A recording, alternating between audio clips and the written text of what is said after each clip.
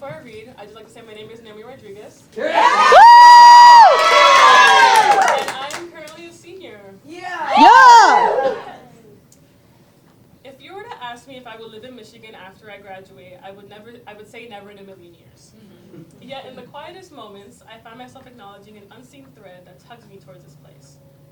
The way that the colors of trees change at the slightest drop in temperature, the many plazas in every town. I've seen more than just an arbor, and sometimes I wonder what my life would be like if I was raised in the Midwest. I'm an American, born under the sun of Miami. My father holds the title of American by law, though his roots trace back to the Commonwealth soil of Puerto Rico. My mother became an American citizen in the early 2000s, and they nurtured me in the embrace of their rich Afro-Indigenous cultures. And as I grew, I wore my Colombian, Boricuan, American identity with pride. I still do, but somewhere along the way, something shifted within me. People would ask me where I'm from, and I'd always repeat Miami, Florida. Soon enough, the question then turned to, but where are your parents from? In school, we read stories of underdogs, of quiet heroes saving the communities by pulling themselves up by their bootstraps. And as I continued to read, I began to see a certain image of what it meant to be an American. Blue jeans, boots, a trucker hat, the small town savior. Was I not an American? I was born and raised on American soil to two American parents. I switched between English and Spanish with every other word. I woke up every day watching Disney Junior and every night watching Univision. Despite my multicultural upbringing, this was my America. In a land so vast, there is no singular identity. I couldn't understand why there had to be a line drawn, why the word American seemed to belong to someone else. I was a city girl who donned hand-me-downs for my sister and wore Skechers because they were on sale. Sometimes I wore my sombrero volteado, while my quinceañera dresses became a tribute to Colombian festivals. When I wandered into Walmart, the Cuban cashier would smile and call my curly hair beautiful, and then in the next breath, offer me a keratin treatment. You look like the girls on TV, she said. The girls on TV, their hair sleek and straight, their skin pale with highlights of blondes. Why should I change? The way I look, the very skin I wear, is the story of my parents' journey. Without them meeting on the soil, I wouldn't be here. With every backhanded comment, I felt less and less American, like I had to separate myself from the average American experience. And how do you make sense of that as a child still figuring herself out? My questions for my parents may have been too much at the time, but I couldn't help but wonder. The 13-year-old me didn't understand why this was my reality. Why did they come to America?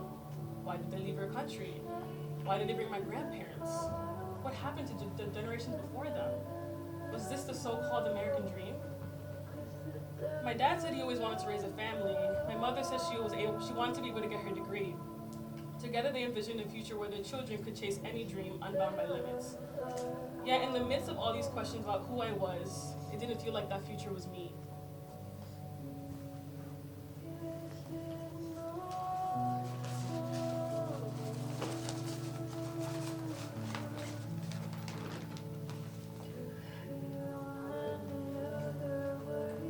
When I stared at this flag, I was in awe, caught by its power. At first, my friend and I laughed, calling it over the top, yet there was a quiet reverence in our voices. The flag, unfurling proudly in the midst of sea of trees, felt like a silent declaration in the wilds. This public display of American pride in a forest of trees, it's hard to find something like this back at home. Why was I so afraid of being this prideful? What would the implication be if I was? What does it mean to love being an American as a daughter of immigrants? When the film photos developed of this trip, I kept going back to these images of myself and the flag. I wanted to share with everyone, but I was fearful. I was fearful of accepting myself as an American. Everyone was already questioning me growing up. All my friends now would wonder if I was having an American acid trip. But in truth, these photos were not just about me. They were a silent tribute, a celebration of my parents' journey, their search and their finding on the soil. I love this country.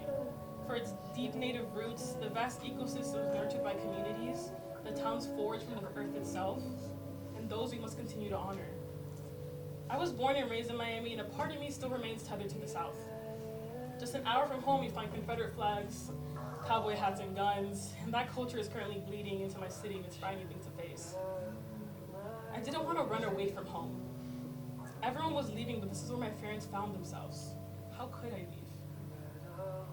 You leave home to feel like yourself.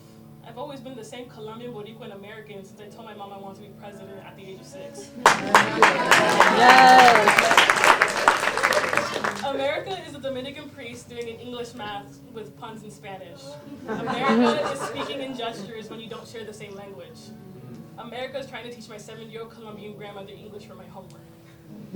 Being an American grants me the power to speak, not only for myself but for others. I have the right to raise my voice in a room full of doubt and to be the one who dares to question. I am the daughter of immigrants who watched as the system took advantage of them.